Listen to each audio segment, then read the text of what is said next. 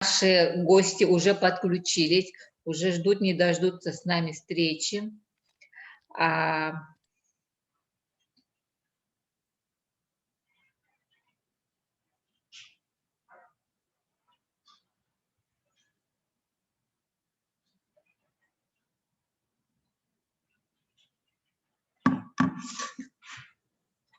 Так, кто у нас подключился? Верхневилюйский центр здесь на связи, Уснерский центр. Мы видим детей из... Так, еще кто у нас подключился? Так, еще давайте минутки 2, и мы начнем.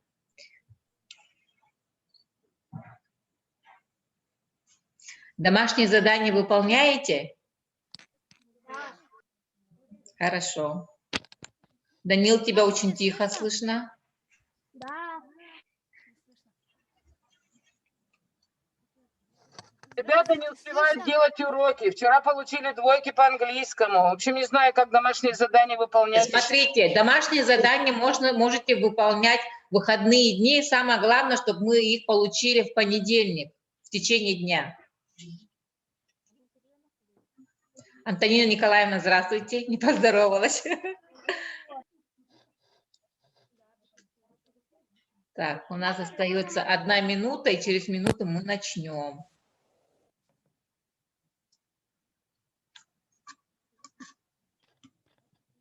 Здравствуйте.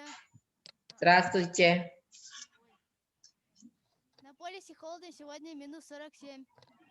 Ух ты, минус 49. А в Якутске 49.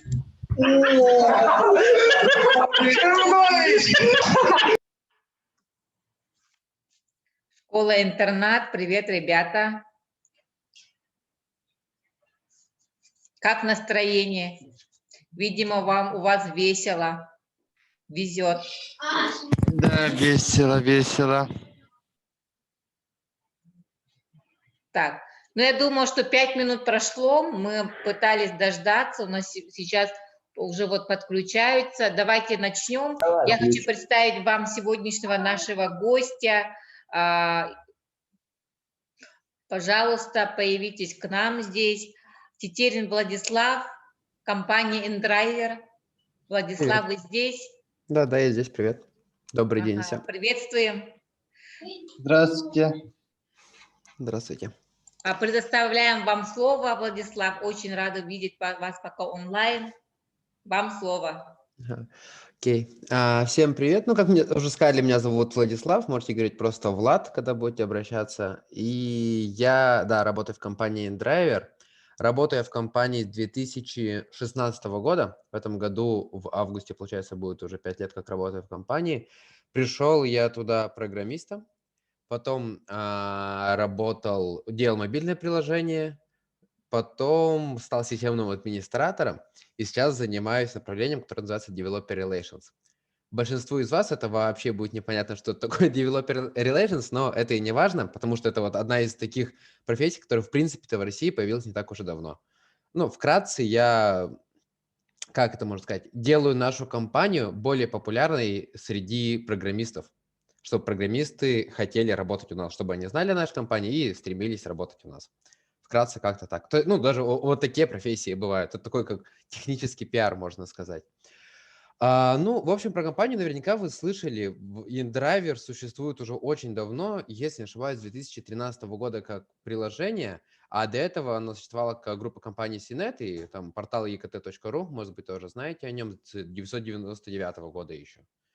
То есть компании уже больше 20 лет.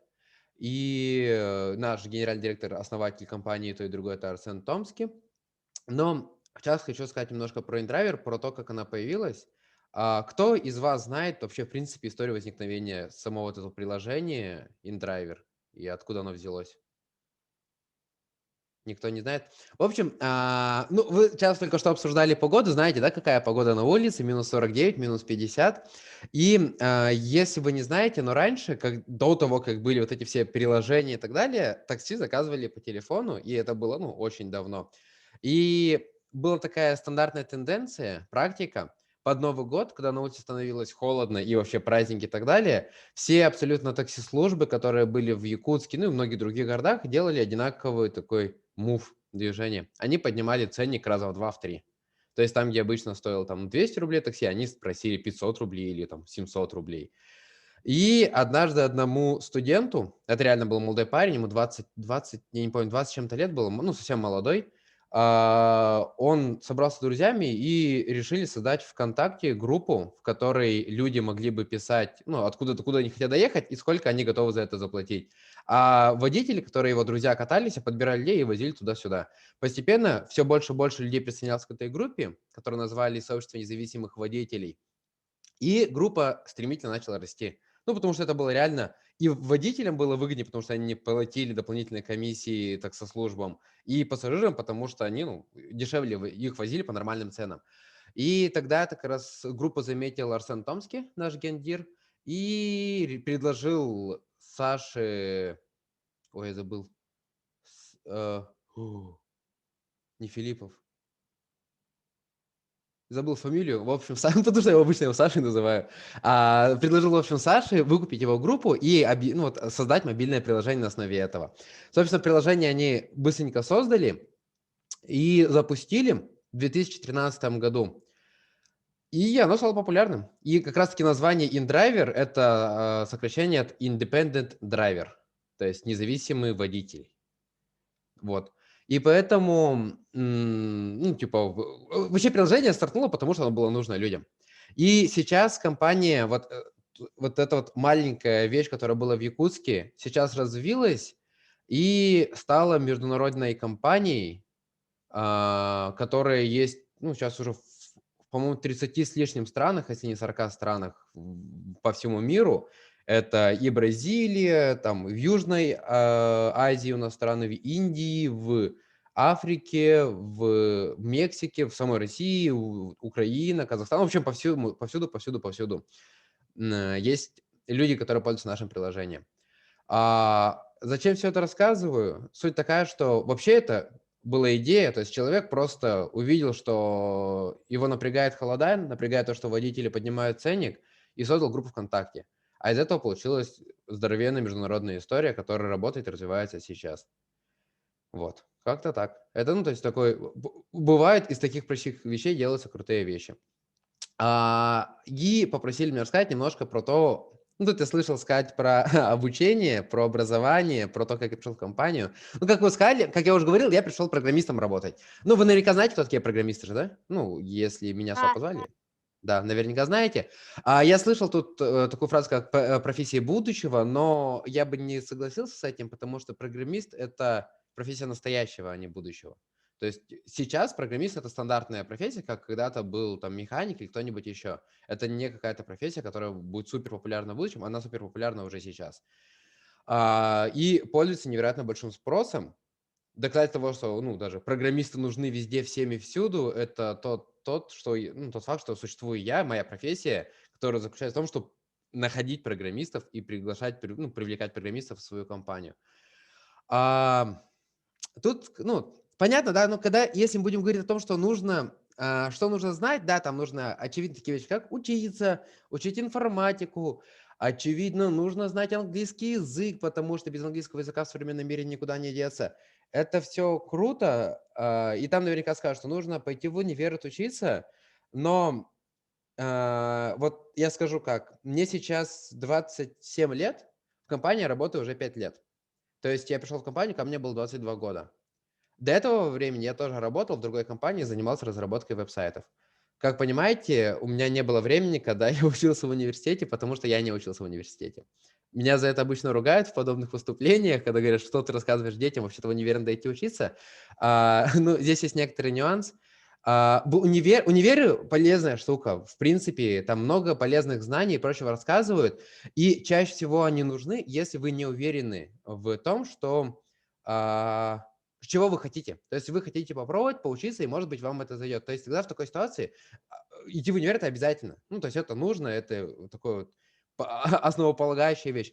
Но если у вас есть что-то, в чем вы считаете, что можете развиваться, и уже сейчас развиваетесь максимально быстро и максимально сильно самостоятельно, без дополнительной помощи ну, вообще, в принципе, сами это изучайте, как у меня это было с программированием, потому что я учить программирование начал еще с 5 класса и изучал его все сам в каникулы, в свободное от школы время. Я там забивал на некоторые уроки, учился программированию. В такой ситуации я бы сказал, что, возможно, университеты и прочие могут быть не столь обязательными, и, возможно, они даже немного могут вам помешать. Но если у вас такого нет, то в любом случае, ну, если мы говорим про IT-сферу, в ту сферу, в которой учусь вот и я, и Аян, который будет после меня выступать, то там, ну, уйти в универ на любую IT-специальность, это, ну, как минимум полезно. И тут вот я говорю, что IT-специальность это, ну, тут нужно понимать, что IT-специальность это не только и не столько программисты. Вообще мир IT это очень большая сфера. И у нас есть не только программисты, есть еще и дизайнеры, художники, моделеры. А если говорить про, там, Аян расскажет про гейм-девелопмент, гейм-дизайнеры, это отдельно продюсеры.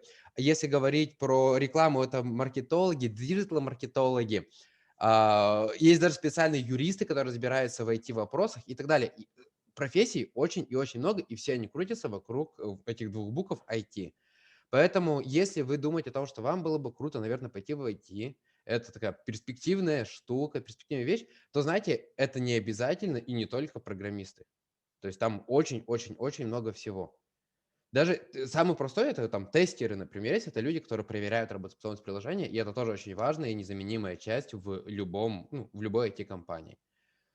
Вот, как-то так, но я думаю, что я больше, ну, тут рассказывать не буду, потому что времени у нас очень мало у каждого выступающего, и поэтому, если есть вопросы, хотите их задать, то можете сейчас быстренько задать их.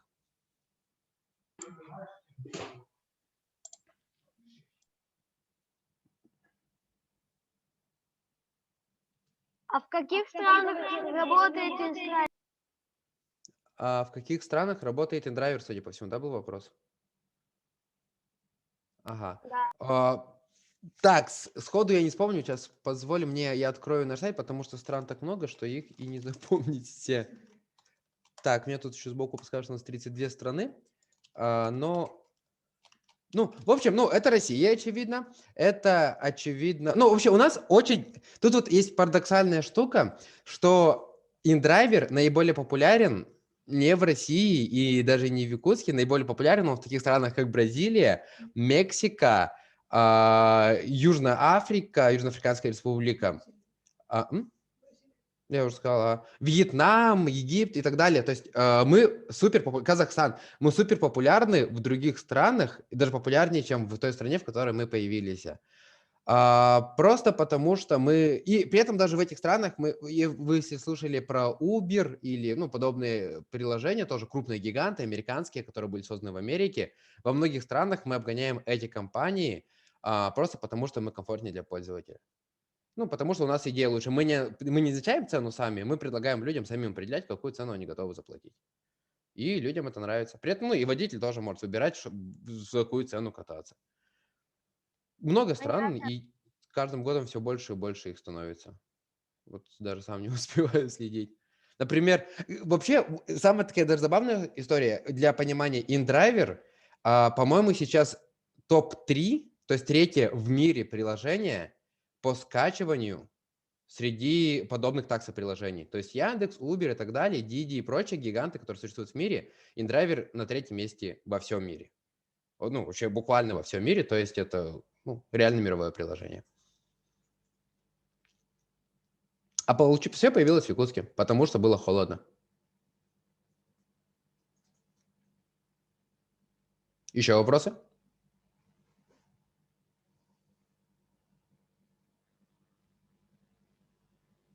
Кто из вас хочет быть программистом? Я. А почему ты хочешь быть программистом?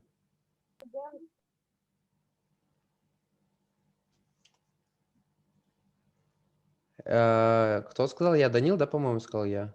Я не вижу там полимя, там да, у меня написано.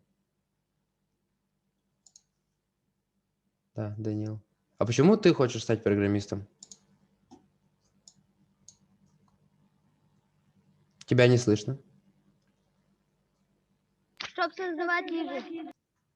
Чтобы создавать игры, класс. Ну, знаешь, я тебе расскажу тоже, ну, я уже буду так заканчивать, и плавно передам слово Яну. Я тоже в свое время стал программистом, потому что я хотел создавать игры. И это хорошая идея. И я тоже начинал с этого, и даже сейчас я в качестве хобби постоянно делаю какие-то всякие разные штучки. Но идея прикольная. Если получится, это будет круто. Но главное, не разочаруйся в этом. А какие вы игры создавали? Ну, создали. В общем, не, это вопрос такой, что нет ни одной игры, которую бы я выпустил, потому что у меня не было цели выпускать. Я делаю игры для того, чтобы просто, прокачивать свои навыки программирования и понимание, как это работает. Если брать простенькие, то, всякие разные, я не знаю, делал эмулятор Понга, делал и Тетрис, естественно, и всякие разные такие штуки. Сейчас занимаюсь созданием простейшей сетевой игры, в которой там, У меня просто... вопрос. Да. Тяжело было учить информатику? Нет, вообще ни разу. Мне, в принципе, не было тяжело учиться в школе, потому что я любил учиться. В смысле, буквально, я не делал домашку никогда, начиная с класса 8, наверное, потому что у меня не было необходимости ее делать, потому что, я, приходя в школу, понимал, о чем идет речь. И в целом, многие... Что говоришь? Ой, пропал. В общем, суть такая, что мне не было тяжело учиться в принципе. Я, понимал все быстро и любил это, и, как-то так. Ответ такой, что не было. Там вопрос, главное понять, как это работает на низком уровне. Можно Всё. спросить, да? Да. Скольки лет вы занимаетесь программистом? Я первый раз в жизни узнал о программировании в 5 классе, когда мне было, я не помню, сколько лет в 5 классе бывает людям. 2005 год это был. Не помню, сколько мне было лет. У нас была информатика, и нас там учитель учил программированию. Там такая история была, что, в общем, почему мне это понравилось? У нас был компьютер дома давно, там один на всех, у нас 3 братьев, на 3 братьев, и мы в нем, естественно, играли в игры. И однажды я подумал, что вот мне нравится играть в игры, это прикольно, это вдохновляет, это радует. Но в один момент я понял, что если мне нравится играть в игры, и это приносит мне удовольствие, то есть же те люди, кто создают эти игры. И это еще круче, потому что ты делаешь вещь, которая радует не только тебя, а радует еще тысячи людей по всему миру, которые даже тебя в лицо не знают, но им приятно. И именно я поэтому захотел делать игры, не потому что, а именно потому что я сам ощущал удовольствие от игры в них. И потом в 5 классе, это было в классе в 4, наверное, в 5 классе у нас появилась информатика, и у нас был преподаватель Сергей Дмитриевич, который нас начал учить там простейшим вещам в Паскале. И в один момент у нас была контрольная работа под конец года. Он дал какую-то задачку, я ее быстро решил, потому что мне нравилось, я любил это. Потом дал другую, третью, четвертую. В итоге я решил все задачи, которые были в контрольной, которые он на всякий случай припас. И он дал мне задачку для старших классов. И суть такая, что мы это не проходили, но, У меня еще я... один вопрос.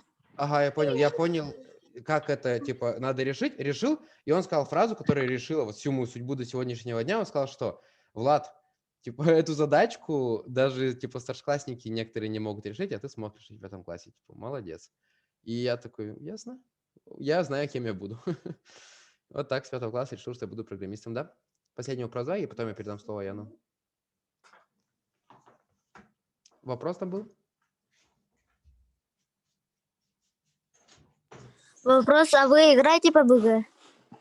Играю ли я в игры? Да, играю в игры, естественно. Я люблю и компьютерные игры, и очень большой фанат настольных игр, потому что, потому что я большой ребенок. А Как-то вы так. есть в Ютубе? Я стримлю на Твиче и на Ютубе. И это не сколечки. Программисты тоже, люди и программисты тоже любят играть в игры и стримить это дело. Окей? Все, ладненько тогда. Спасибо большое за вопрос, ребята. Я надеюсь... Можно вопрос? Давай последний вопрос. А Ага. какой канал? Что круче, Free Fire или PUBG? FIFA или PUBG? Что круче? Во что круче играть, Free Fire или PUBG? Что лучше играть? Первый вариант, не понял, это FIFA? В смысле футбол который? Free Fire.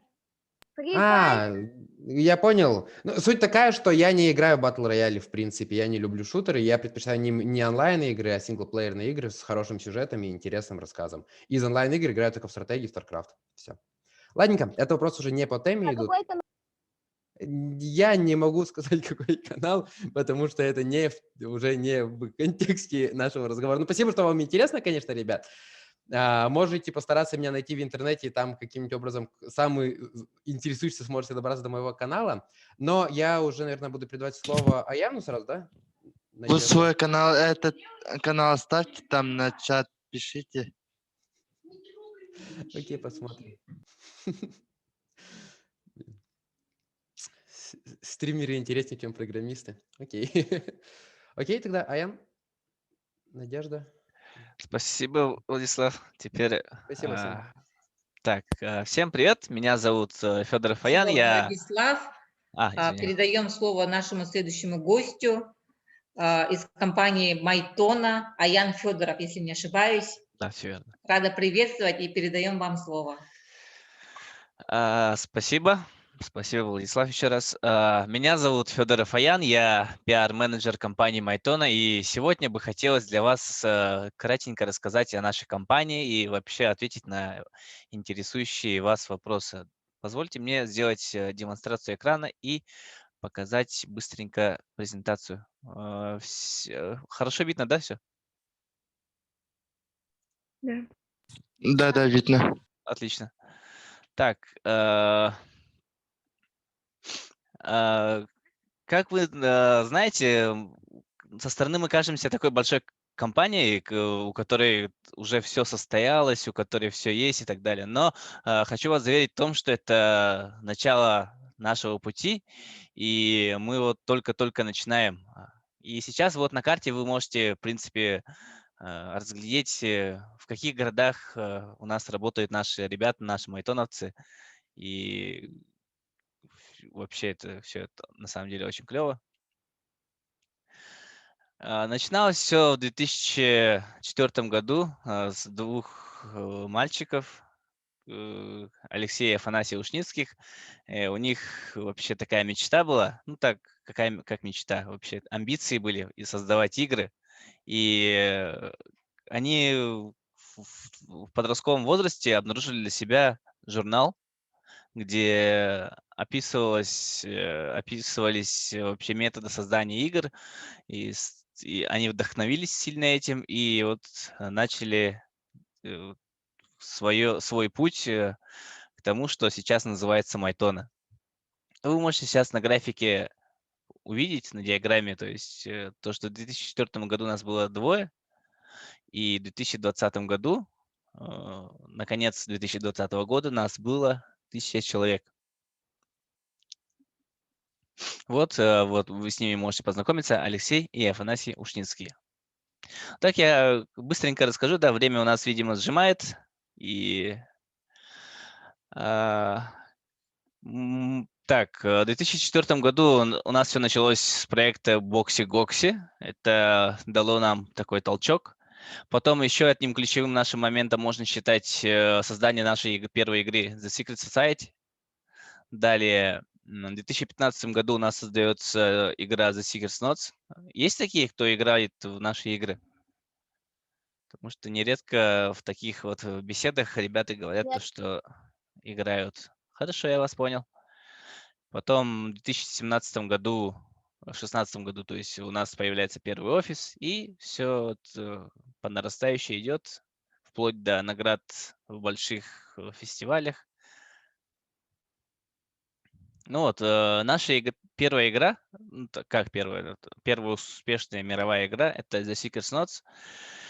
Это Hidden Object игра, то есть игра в жанре Hidden Object, где нужно заходить в локации и за определенное время находить предметы. То есть вам говорят, найдите, пожалуйста, вот баклажан, свиток, пельмень, шкатулка, и на все про все у вас есть полминуты. А сложность заключается в том, что в локации есть очень много других предметов, и помимо этого вы должны вот найти их, именно те предметы, которые были названы.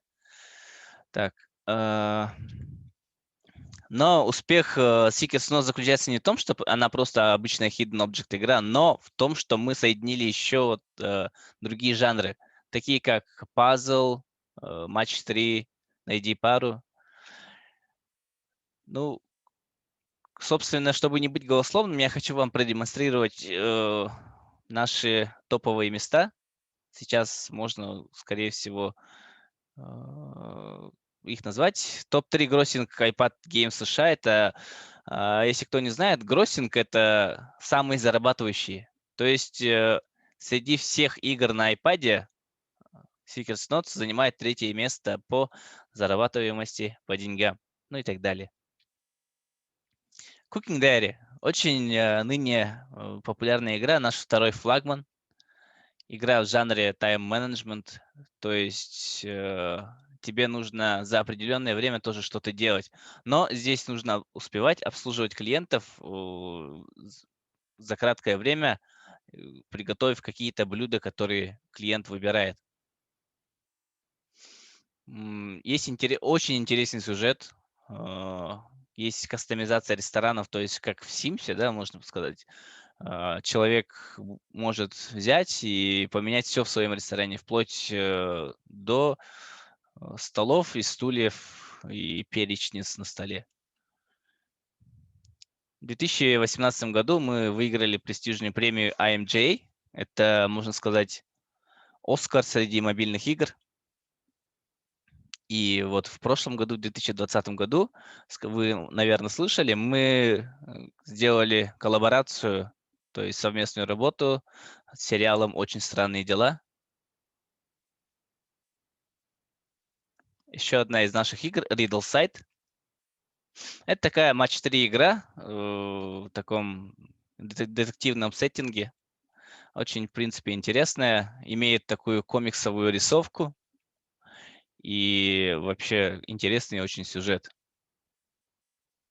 Так вот, мы подобрались к самому теперь интересному. Скажите мне, кто-нибудь из вас вообще когда-нибудь задумывался, как создается игра? Или вообще как, допустим, вы сказали, кто-то из вас сказал то, что играет в PUBG. И задумывались ли вы, как создается обновление для PUBG? За какой срок, кто что делает и так далее? Ну, видимо, нет, тогда я объясню. После того, как выходит обновление предыдущее, да, команда игры начинает готовиться уже к следующему. То есть вот здесь, видите, после апдейт-релиза начинается работа службы техподдержки и аналитиков. Они начинают собирать жалобы, пожелания и так далее. Потом все это передается гейм-дизайнерам. Гейм-дизайнеры — это очень такие важные люди, о которых я позже расскажу. Гейм-дизайнеры все это заполняют в такой важный документ, как спec-doc. Туда наполняется фичами, кое-что убирается, кое-что дополняется. Потом все это передается сценаристам на локализацию, то есть на перевод, наполнение и так далее. В это же время одновременно все передается художникам, звуковым дизайнерам, и в то же время можно уже начать тестировать игру. То есть все это тестируется и передается вот кодерам, ну и выпускается на рынок. То, что вы сейчас видите, это называется у нас MyTonaCon. Мы стараемся каждый год встречаться друг с другом, то есть со всеми коллегами. Это бывает очень приятно. То есть ты, допустим, работаешь с чуваком из Сингапура, ты его целый год не видишь, ты вообще его не знаешь, потому что он только в этом году устроился. И летом, когда все сотрудники нашей дружной команды встречаются в Якутске, ты видишь того чувака, и это бывает очень теплый и радостный момент. Также мы очень сильно ездим и поддерживаем конференции, делимся опытом, слушаем чужие лекции, слушаем, как они что-то делают и так далее. Кстати, у нас есть совместно с Синетом очень клевое место, это называется Smart. Ребята, слышали о Смарте? Скорее всего, походу нет, судя по реакции. Smart — это такое место, где наши с Синетом специалисты, они приходят и начинают делиться опытом, которым они столкнулись во время работы. То есть чаще всего слушатели интересуют, типа, как они что-то преодолели и так далее. И тогда вот приходит кто-то из наших специалистов и начинает об этом рассказывать. Ну вот, допустим, это афиши наших ребят, и вот как не потеряться в документах, разбор сценариев, правил и законов выдуманных миров. Это вот, допустим, две лекции по сценаристике и один по геймдизайну. Ну, можно сказать, все. Теперь у меня точно все. Так, чем я могу еще вам помочь, ребята? Вопросы. Главные вопросы. У меня вопрос. Да. Я забыл, какой ханнык эти оню барды эти кухняйне. Мгм.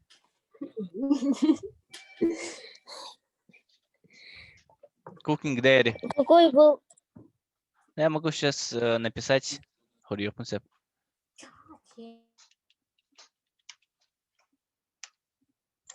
Ребята, задаем вопросы.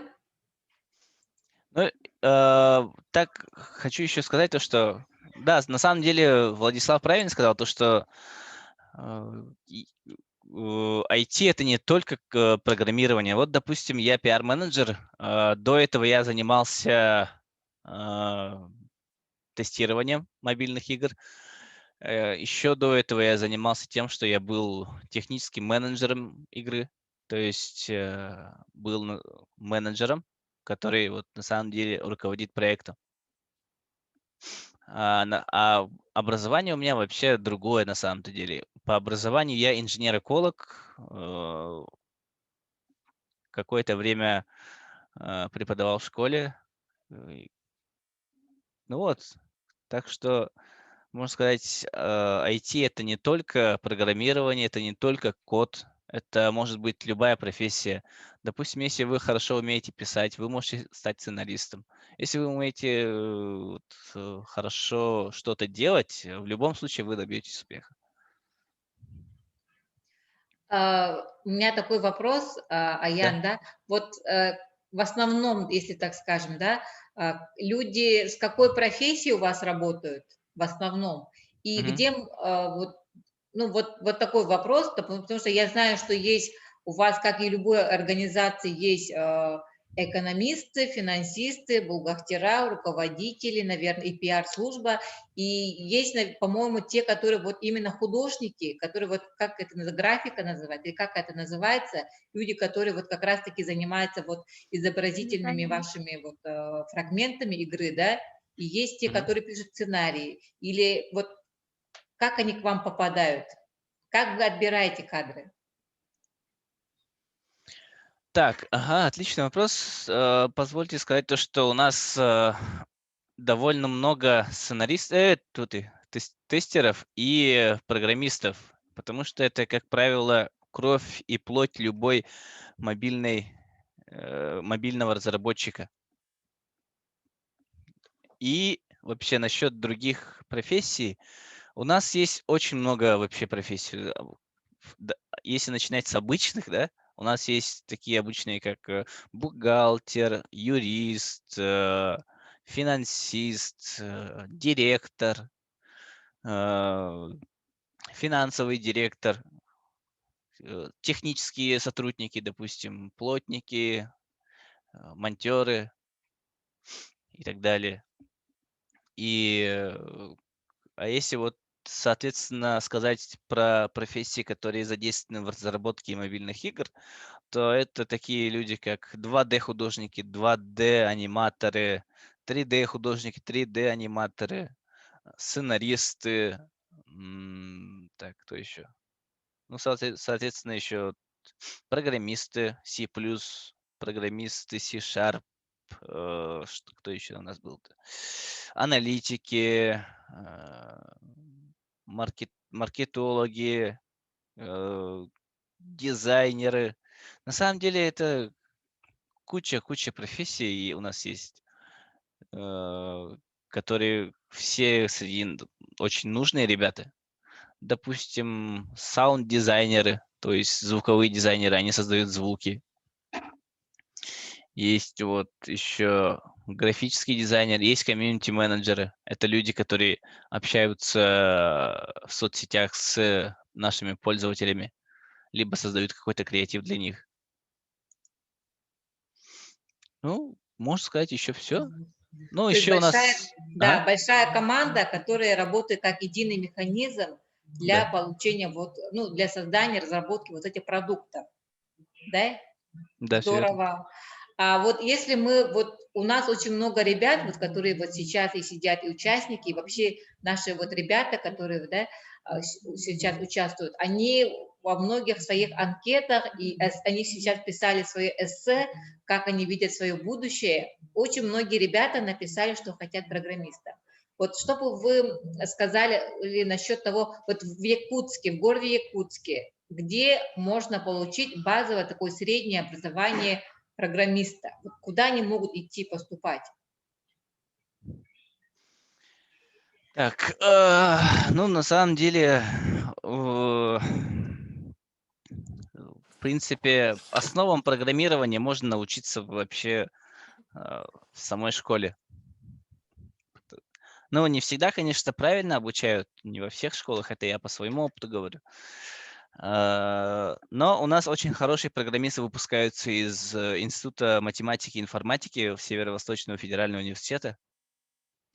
Но хочу сказать то, что мы живем ныне в эпоху интернета, и лучше всего, по идее, у нас лучше заниматься самообразованием, потому что если вы недостаточно мотивированы, чтобы вообще какой-то путь преодолеть, допустим, тоже программирование, да, вам ни один преподаватель не поможет. То есть вы должны быть достаточно мотивированы, чтобы хотя бы самому начать учиться, хотя бы понимать основы, чтобы вам в будущем это лучше пригодилось для какого-то углубленного изучения каких-то языков программирования. Если говорить про себя, то я более-менее сейчас изучаю C#, вот это такой язык программирования в Unity. Ну и старайтесь вообще, как говорится, читать больше и заниматься самообразованием. Но к самому вопросу хочу сказать то, что да, это имеется в ВФУ. Хорошо, спасибо. Ребята, есть ли еще вопросы? Можно еще написать в чате, либо включить микрофон и задать вопросы. А в этом году у вас какие планы, какие-нибудь игры выйдут или нет? Хороший вопрос, на самом деле. В этом году у нас очень много проектов будет, может быть, потому что я не должен ничего говорить вам. И в этом году точно выйдет AAA игра на компьютере, на консоли. Называется так, The Day Before. Это такой... Вы знаете, что такое Division игра? Или что-то вроде Forest. Но это, скажем так, выживалка в постядерном мире. И мы выступаем издателем студии Fantastic. И в этом году вот наш первый опыт будет как издателя AAA игр. Много времени уходит на создание игр? Вот, вас плохо слышно. Может... Много времени уходит для создания. Вы слишком быстро выключаете микрофон, я вас не слышу. Много ли времени уходит на что? На создание игры. Игры? Так, ну, смотря какой. Ну да, времени в любом случае много уходит на создание любой игры.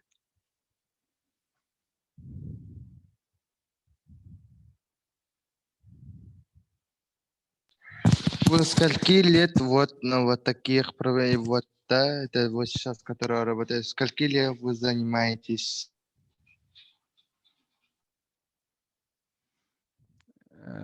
Лично я со скольких лет занимаюсь в IT?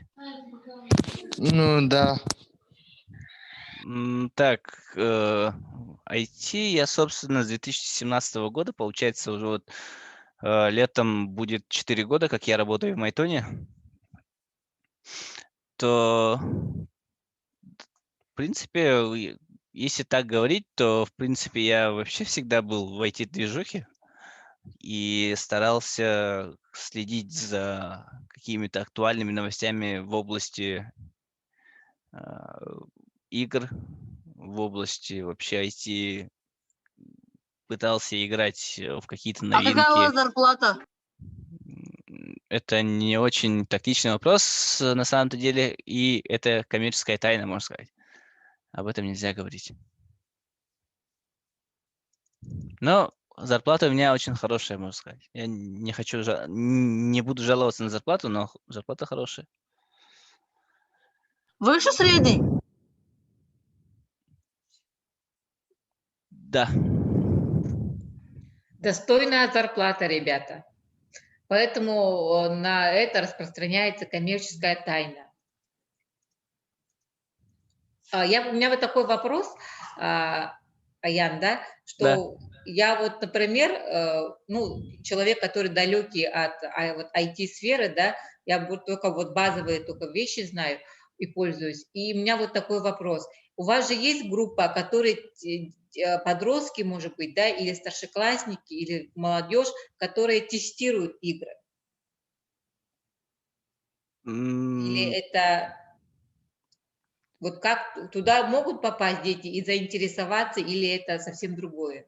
Это слегка совсем другое. У нас тестеры это очень, можно сказать, сложная профессия, в которой не каждый может попасть.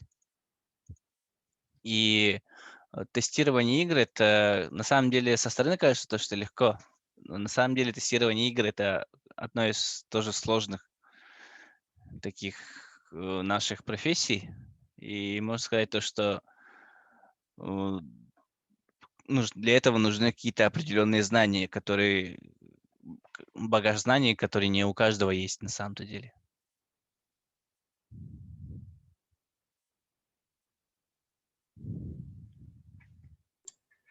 Хорошо, спасибо. Еще есть вопросы, ребята? Спасибо, нету. Хорошо. Давайте поблагодарим нашим гостям, скажем им большое спасибо за интересную встречу. Я лично сама очень много узнала, и оказывается, рядом с нами, как говорится, вот компании, которые существуют и работают, и функционируют по всему миру, и люди с разными профессиями могут попасть к ним, и я думаю, что из числа наших участников, вот, которые сейчас сидят, очень многие получили ценную информацию, получили мотивацию, и я думаю, что это одна из первых наших встреч, и если у нас появится интерес, мы, конечно же, к вам обратимся. Спасибо большое, что уделили большое внимание и свое личное время из рабочего времени на встрече с нашими детьми, с участниками проекта. Спасибо большое, желаем вам успехов. И, ребята, мы сейчас с вами уходим на небольшой перерыв, на целых 45 минут, и в 6 часов у нас продолжение мастер-класса по финансовой грамотности. Всем спасибо, до свидания. Спасибо.